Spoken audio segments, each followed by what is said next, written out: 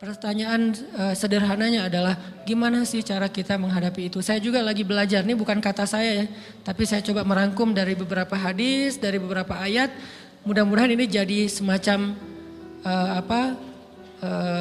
tips dari Allah, dari Rasul, cara kita supaya lebih sabar dalam menghadapi ujian, khususnya ujian perasaan. Pertama, saya mengambil dari hadis riwayat yang diriwayatkan dari Abu Hurairah, hadis Hasan. Nabi SAW mengatakan, "Ma yazalul bala'u bil mu'mini wal mu'minati fi nafsihi wa waladihi wa malihi hatta yalqallaha ta'ala wa ma alaihi khati'ah." Tidaklah seseorang selesai diuji, baik dia laki-laki orang yang beriman atau perempuan yang beriman, baik itu ujiannya terjadi pada dirinya atau melalui anaknya atau melalui hartanya, artinya ujian harta, ujian fisik, ujian perasaan, sampai dia bertemu dengan Allah dan dia tidak punya dosa. Apa maksud dari hadis ini? Ujian itu tidak akan berakhir kecuali kalau dosa kita sudah habis. Allah akan menguji kita terus untuk membersihkan diri kita dari dosa. Sehingga yang harus kita coba bangun awareness dalam diri kita kalau lagi diuji, Allah pengen membersihkan dosa saya nih. Sehingga kita ridho dengan ujian, bukan ikhlas ya. Kalau ikhlas ibadah, kalau ujian ridho, rela. Saya ridho ya Allah walaupun ini berat. Saya ridho ya Allah walaupun saya berharap Engkau beri jalan keluar. Saya ridho ya Allah walaupun saya berharap ditolong oleh Allah. Tapi tetap ridho diberikan ujian itu. Sambil berdoa diberikan jalan keluar, ditolong, diberikan keajaiban. Cuman gak mau mengeluh. Dan berdoa meminta jalan keluar bukan mengeluh, itu ibadah. Berdoa itu ibadah dalam Islam. Sehingga Allah suka banget sama hamba yang berdoa. Allah suka dengan hamba yang curhat. Nabi itu kalau lagi curhat, doanya aja bisa berjam-jam cuma doa doang tuh. Kayak hadis Aisyah pas lagi cemburu malam-malam kan. Aisyah lagi tidur, ini jatah malamnya Aisyah. Tiba-tiba dia nyari-nyari raba-raba, Nabi gak ada, dicari di kamar mandi gak ada. Biasanya Nabi sholat di sebelah Aisyah. Wah curiga nih, jangan-jangan ke rumah si Fulan. Dicari ke rumahnya, ditelepon gak aktif, mungkin lagi dicas, datang ke rumahnya. Ketuk pintu. Hafsah, Nabi di rumah kamu enggak? Enggak Aisyah, beneran. Cari ke rumah Sofia. Sofia, Nabi di sini enggak? Enggak, beneran. Cari ke rumah Maria. Maria di sini enggak Nabi? Enggak. Kemana ya Nabi? Rumah istri-istri yang lain gak ada. Pas balik ke rumahnya, ngelewat masjid, ngelihat Nabi lagi sujud di Masjid Nabawi, di mihrab. Dan Aisyah mendengar Nabi menangis sambil berdoa. Dan sujudnya itu seperti membaca 1 juz Al-Quran. Dan itu isinya doa nangis. Robbi. Jadi kalau kita katakan gak usah banyak berdoa sama Allah, malu. Justru Allah suka kepada hamba yang berdoa. Justru sebaliknya kalau kita jarang berdoa atau enggan berdoa, buat Allah itu orang sombong. Allah gak suka hamba kayak gitu. Kamu gak butuh saya, sama kayak kita lagi ada masalah, punya teman yang punya kelebihan harta, terus kita kayak bingung gitu nyari kesana kemari pinjaman, dia gak dikasih tahu. Pas dia tahu dari orang lain, dia ngomong apa? Kamu gak nganggap saya ya? Emangnya saya bukan teman kamu? Kok kamu punya masalah keuangan tapi saya gak dikasih tahu, malah saya tahunya dari orang lain? Tersinggung kan? Kalau teman kita aja tersinggung, apalagi Allah. Kamu punya masalah kok gak ngomong ke saya, wahai hambaku? Bukan berarti Allah gak tahu, Allah tahu, cuman Allah berhak, bukan ingin ya, berhak untuk dilibatkan. Allah berhak untuk dicurhatin. Allah berhak untuk dijadikan tempat kita untuk habis-habisan menangis dan melampiaskan masalah kita kepada Allah dalam bentuk curhat-curhat dan doa. Sehingga kalau kita berdoa, ya Rabbi, Allah langsung inni qarib, mendekat Allah kepada kita. Jadi teman-teman yang dirahmati Allah, kalau kita punya masalah, kita coba bangun awareness, oh Allah pengen membersihkan dosa-dosa saya nih. Terus kita berdoa, ya Allah bantu saya, ya Allah tolonglah saya, istighfar. Saya kadang-kadang ngerasa nih, kalau ada dosa, ada kesalahan, ada kekeliruan yang saya lakukan misalnya gitu, kalau saya nggak kuat istighfarnya, bentar lagi akan diuji sama Allah. Ujinya macam-macam, alhamdulillahnya ujiannya masih ketahan. Pasti diuji sama Allah. Kalau istighfarnya gak kuat, taubatnya tuh gak kuat, langsung diuji sama Allah. Dan saya langsung sadar, oh benar berarti yang tadi ini lagi dihapus sama Allah nih.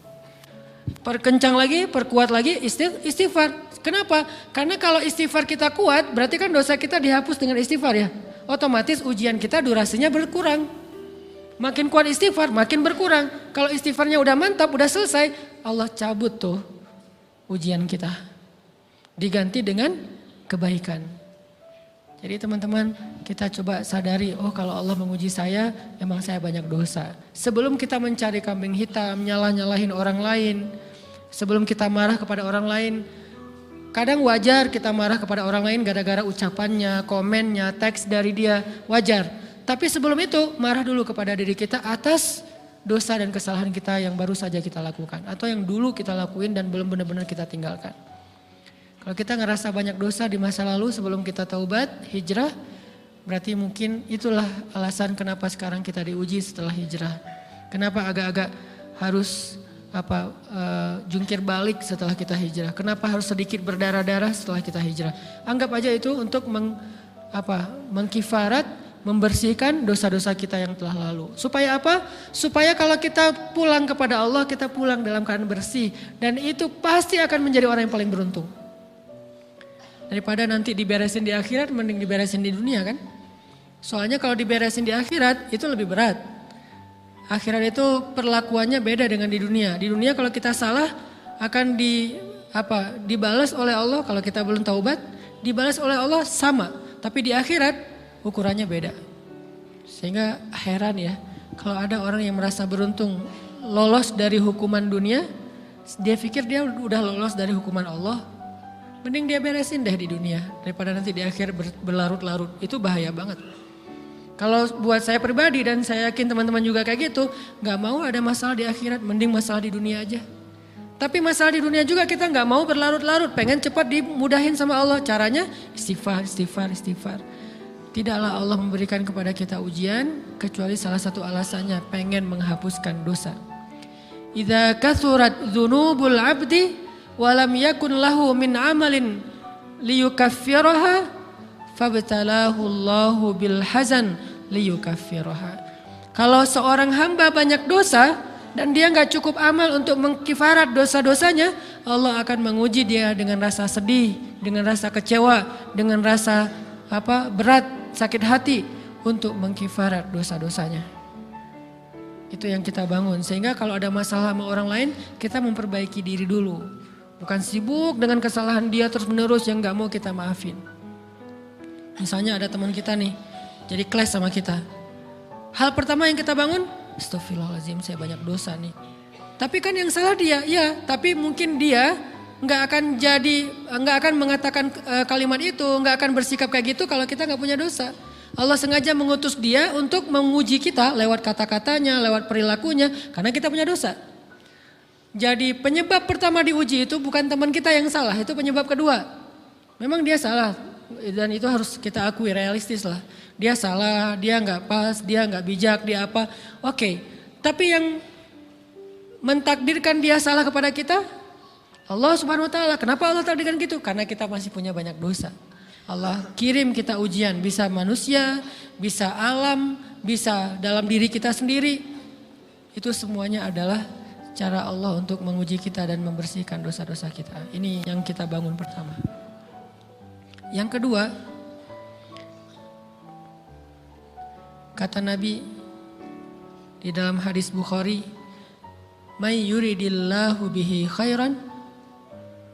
Yang terkenal kan yufaqihu fiddin, itu yang terkenal. Ternyata ada dua modelnya. Ada may yuridillahu bihi khairan yufaqihu fiddin.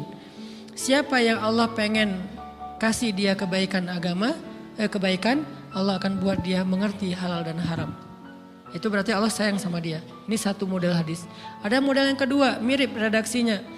May yuridillahu bihi khairan yusib min. Hadis Bukhari. Siapa yang Allah pengen ngasih dia kebaikan, Allah uji. Hah? Kok gitu caranya? Ternyata kayak gitu rahasianya. May yuridillahu bihi khairan, may yuridillahu bihi khairan, siapa yang Allah pengen ngasih dia kebaikan, Allah kasih dia musibah atau ujian. Kenapa bisa seperti itu Ustaz? Fa inna ma'al usri yusra, Inna ma'al usri yusra. Seolah-olah Allah bilang di dalam ayat itu, kalau kalian mau dapat kemudahan, biasanya lewatnya kesusahan dulu. Kalau kalian pengen dapat keberuntungan, biasanya dapatnya kerugian dulu. Tapi keberuntungan dan kerugiannya pasti gak sebanding. Keberuntungannya jauh lebih besar daripada kerugiannya. Kerugian itu kayak modal doang, DP. Jadi kalau kita mau dapat kejutan dari Allah, Allah kasih kita DP. DP-nya apa? Ujian. DP-nya musibah. DP-nya rasa gak nyaman. Itu DP tuh. DP terhadap apa? DP dari Allah terhadap hadiah-hadiah besar yang Allah pengen ngasih ke kita setelahnya. Cuman banyak orang yang menolak DP ini. Sama kayak kita misalnya. Kalau kita mau ngasih dia hadiah, kita kasih dia kayak kejutan dulu. Dia lagi ulang tahun nih, disiram air dulu. Setelah itu dikasih hadiah-hadiah yang mahal. Rela gak disiram air demi hadiah? Rela, udah siramin lagi aja. Kalau setelahnya ada hadiah. Yang kita gak rela, kalau setelah disiram, disuruh bersih-bersih sendiri dan gak dikasih apa-apa, kan gak rela tuh. Berarti ini bab iman, yakin gak kalau Allah tetap ngasih hadiah? Kan sabar dan iman itu ternyata tahu aman, kembar. Kalau kita yakin Allah ngasih hadiah setelah ngasih kita DP ujian, ya kita akan sabar. Gak apa-apa deh, bentar lagi mau dikasih hadiah, digini-giniin juga gak masalah. Dibully, diapain sama Allah, biarin aja, ya Allah saya sabar. Kan bentar lagi mau dikasih hadiah nih. Ini masalah yakin. Tapi kalau kita gak yakin, apa sih maunya Allah gitu kan? Begitu kalimat ini keluar, maka yang muncul setelahnya adalah mengeluh, berputus asa, dan gak akan sabar menghadapi ujian. Ujian, kata Nabi, may yuridillahu bihi khairan, siapa yang Allah pengen kasih hadiah, siapa yang Allah pengen kasih kejutan, siapa yang Allah pengen kasih pertolongan, siapa yang Allah pengen kasih kebaikan, yusib min, Allah akan uji dia dulu. Ini sunnatullah, sehingga kalau kita lagi diuji, yang kita lihat jangan ujiannya, apa setelah itu. Gimana ngelihatnya Ustaz gak kelihatan? Dengan mata hati. Istafti qalbak, tanya kepada hatimu, kelihatan gak? Dengan mata hati. Gimana ngelihat dengan mata hati? Dengan iman, saya percaya Allah pasti ngasih kebaikan setelah ini. Orang Allah sendiri yang ngomong, gak ada satu huruf pun di Al-Quran yang salah. Apalagi satu ayat, apalagi dua ayat. Fa inna ma'al usri yusra, ditegesin lagi. Inna ma'al usri yusra. Tapi usr dulu, baru yusr. Dikasih kesusahan sedikit, dikasih kemudahan yang banyak. Dikasih kesusahan sedikit, dikasih kemudahan yang banyak. Ini yang kita coba bangun tajdidul iman. Bangun memperbaharui yakin. Sehingga ketika kita diuji, sedih, wajar. Mengaduh sedikit bukan mengeluh ya. Kalau mengeluh kan nyalahin Allah. Kalau ngaduh, yang namanya orang dicubit kan, itu ngaduh. Tapi kalau, apa sih maunya Allah? Nah itu ngeluh. Antara mengadu dengan mengeluh berbeda. Mengadu, itu manusiawi. Sedih, itu manusiawi. Air mata bahkan bukan hanya manusiawi, itu rahmat dari Allah. Orang yang gak bisa menangis itu yang bahaya. Kalau kita masih bisa menangis, berarti kita masih peka hatinya. Bukankah anak kecil paling sering menangis? Berarti hatinya peka. Siapa lagi selain anak kecil yang paling sering menangis? Cewek. Cowok itu emang gak punya perasaan, makanya jarang nangis. Cewek dikit-dikit nangis, jangan bilang, cemen banget sih nangis, cengeng apa. Enggak, karena dia perasaannya lebih peka dari kita. Itulah kenapa Allah menitipkan bayi kepada perempuan. Kalau dititipin ke laki-laki hancur.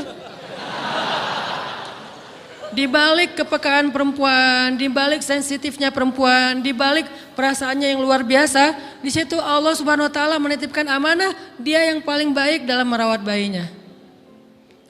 Perempuan secara umum mungkin lebih banyak bicara daripada laki-laki ya. Walaupun ada orang yang perempuan pendiam banget, ada yang nggak ngomong sama sekali, misalnya diem-diem aja, ada. Tapi secara umum perempuan lebih banyak berucap daripada laki-laki. Emangnya ini kekurangan? Bukan. Ini kelebihan. Kalau dia berikan itu dalam hal yang tepat. Apa yang tepat? Mendidik anak. Justru karena perempuan banyak ngomong, lebih baik dalam mendidik anak daripada laki-laki. Laki-laki itu kurang mendidik, kurang mengedukasi kepada anak dengan usia tertentu karena dia jarang memahamkan. Salah hanya marah, salah hanya ditegur. Kalau ibunya jelasin gini sebelum tidur ibunya yang ceritain banyak cerita. Saya sendiri ngalamin sering mana seorang ayah sama ibu interaksi sama anak dalam bentuk verbal. Sering ibu. Jadi menangis itu rahmat dari Allah. Gak apa-apa, nangis aja. Dan itu tidak disebut mengeluh. Kamu kok nangis sih? Kan orang Islam harus sabar. Emangnya nangis dengan sabar itu bertolak belakang? Sabar tetap sabar. Ya nangis jalan aja terus nangis. Nangis apa pakai nangisnya nggak cuma nangis doang. Emotikonnya juga nangis, berderai-derai gitu. Sampai air matanya menggenang gitu kan ya. Boleh lah. Ditambah lagi dengan visual menangisnya. Posting bahwa dia lagi tertusuk duri. Dengan postingan kaktus atau apalah. Dia pengen share ke semua orang bahwa saya sedang sedih. Sehingga nanti ketika ada orang yang menghibur dia dengan sedikit kata-kata yang sabar ya segala macam. Wah makin berderai-derai. Itu belum jadi. Kecuali dia keluarkan kata-kata mengeluh. Baru dia disebut orang yang banyak mengeluh. Berputus asa. Kalau mengaduh wajar. Walaupun ada nabi udah diuji berat gak mau mengaduh. Apalagi ngeluh. Zakaria. Digergaji mengadu aja enggak. Kenapa? Karena kata malaikat kalau kamu mengaduh sedikit aja. Maka Allah Subhanahu wa ta'ala akan menghancurkan kaum ini. Dia kasihan kepada kaumnya enggak mau mengaduh.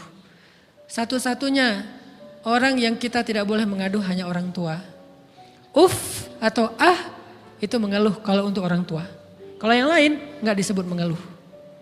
Kalau ke teman, malas enggak apa-apa. Jangan sering-sering tapi.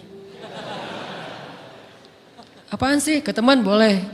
Tapi ke orang tua, saja itu bukan lagi mengadu, itu sudah mengeluh. Khusus untuk orang tua. Kalau di antara manusia. Kalau kepada Allah dan Rasul, pastinya lebih dari itu. Ketika kita diam saja, tidak langsung beranjak sami'na wa ata'na labbaik ya rabbi wa sa'daik, enggak memenuhi panggilan Allah, itu sudah disebut bagian dari kufur ingkar. Tapi minimal kita mungkin masih mengaduh, kita masih menangis, kita masih lelah, kita masih merasa lemah. Setidaknya kita tidak mengeluh. Kenapa? Kita percaya Allah kalau mau ngasih hadiah kepada hambanya, DP-nya itu ujian. Dan yakinlah hadiahnya minimal 10 kali lipat lebih baik daripada ujian itu. Minimal, karena gak ada amal soleh yang dibalas di bawah 10 kali lipat tuh gak ada. Amal soleh, amal ya bukan niat. Amal yang udah kita kerjakan minimal dibalas 10 kali lipat. Minimal, maksimalnya bighairi hisab, tanpa batas. Bighairi hisab, tanpa batas. Ada yang 700 kali lipat kayak sedekah. Tapi tetap aja ayat sedekah di akhirnya ujung-ujungnya apa? Bighairi hisab juga kan? Berarti sedekah itu minimal dibalas 700 kali lipat. Minimal. Kalau kita yakin. Selalu syaratnya kalau kita yakin. Dan saya ngebuktiin itu banget. Saya pernah ngalamin lagi jalan-jalan di sebuah kota yang ada becak kayuhnya, becak sepeda gitu ya. Jalan terus saya bilang, Pak berapa ongkosnya? 20.000. Udah naik aja 20.000. Karena kita keliling-keliling kota, ternyata saya jadi kasihan sama dia 20.000. Kasihan kan 20.000 dibayar keliling kota walaupun pas mampir beberapa tempat mungkin dia dapat tips ya. Tapi saya gak tega gitu, dia cerita tentang anaknya lagi sekolah, apa segala macam, makin bikin baper kan. Pas selesai, saya kasih dia 100.000. Dari 20.000 dikasih 100.000 karena kasihan. Dan saya yakin, gak mungkin sedekah itu sia-sia. Kan Nabi bersumpah kan, demi zat yang jiwaku di dalam genggamannya, tidak berkurang harta karena sedekah. Demi Allah, kata Nabi. Gak berkurang harta karena sedekah. Berkurang harta karena belanja? Ya. Berkurang harta karena pacaran? Banget. Modal banget kan? Apalagi buat cowok. Tapi berkurang harta karena sedekah? Gak mungkin kata Nabi. Demi Allah gak berkurang harta karena sedekah. Berkurang harta karena istri? Enggak. Karena memberi kepada istri itu pahalanya lebih gede daripada sedekah. Makanya ngemodalin pacaran setelah nikah itu tumbuh berkah. Modal pacaran sebelum nikah itu apes. Jadi kalau pengen modal nih, ngemodalin cewek, traktir, ngapa-ngapain, bayarin, jangan sebelum nikah. Sebelum nikah jadi orang pelit aja, nggak apa-apa. Tapi setelah nikah, jor-joran ngasih, apalagi yang, bayarin semuanya. Kenapa? Pahalanya lebih gede daripada sedekah. Bahkan lebih gede daripada infak fi sabilillah. Seorang suami memberi nafkah istri, itu pahalanya terkadang lebih besar daripada kita berinfak untuk fi sabilillah, untuk korban perang. Saya heran kalau ada orang sedekahnya rajin tapi ke istrinya kikir, aneh, berarti dia gak ngerti konsep. Padahal memberi kepada istri itu selama itu kebutuhan pokok ya. dan sedikit entertain, nggak apa-apa asal nggak berlebihan, itu luar biasa. Makanya saya kalau jalan sama istri yang yang mana? Itu yang Onit suka. Oh ya, Onit suka. Kasih aja. Kenapa? Minta ini. Kasih.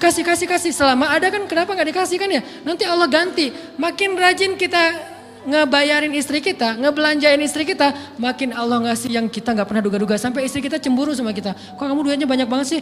Kan gara-gara aku sering ngasih ke kamu. Ya udah sini lain lagi. Mau ditransfer berapa gitu kan ya? Saya ngasih 100.000 ke si bapak. Dan saya yakin teman-teman sedekahnya pasti lebih dari itu karena 100.000 saya sebut. Kalau 1 juta ke atas saya nggak mau nyebut, malu dong, ria ya.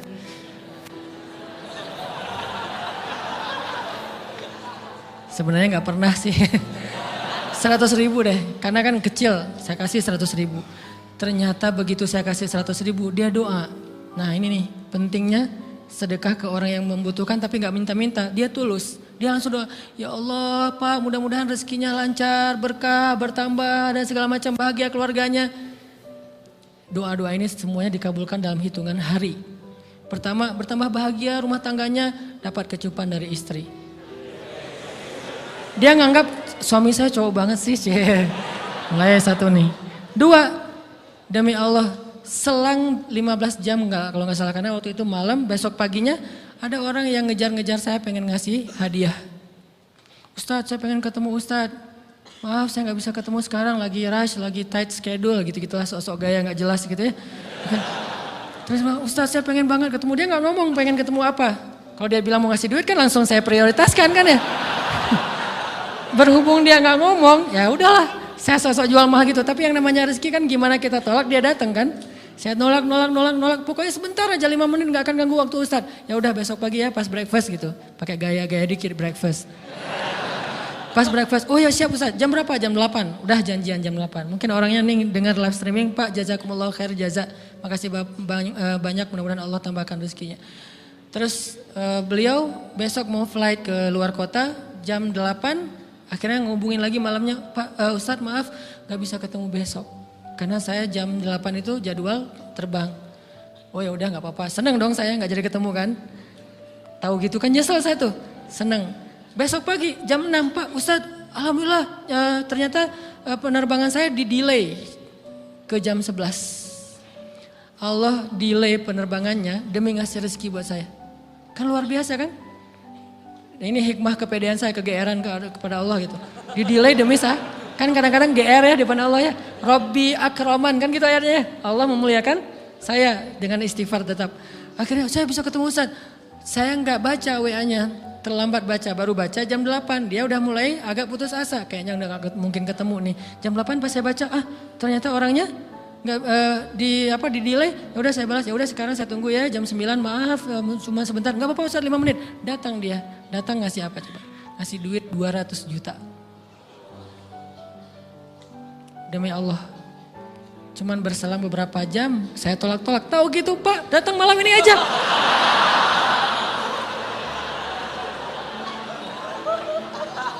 Harusnya malam itu juga saya cari orangnya. Kalau perlu saya yang nyamperin Bapak, Sherlock, saya kejar. Manusia gitu banget ya. Tapi Masya Allah di situ saya jadi tahu, oh doa orang itu lebih akurat, lebih mantap, lebih diijabah daripada doa saya. Mungkin bukan karena sedekah, tapi karena doa setelah sedekah, ya Allah dan segala macam dimudahkan sama Allah. Itu luar biasa loh. Saya nggak percaya, saya pikir main-main, orang nih iseng kayaknya pengen ketemu doang, pengen selfie. Ternyata pas saya cek, ditransfer, di capture, Ustadz udah ditransfer. Saya, jangan-jangan nih jebakan Batman gitu ya. Nyari-nyari sana segala macam, alhamdulillah ternyata emang niat baiknya pengen, alhamdulillah saya terkesan, saya dapat hidayah lewat Ustadz segala macam. Sekarang saya pengen membalas jasa Ustadz walaupun kecil 200 juta.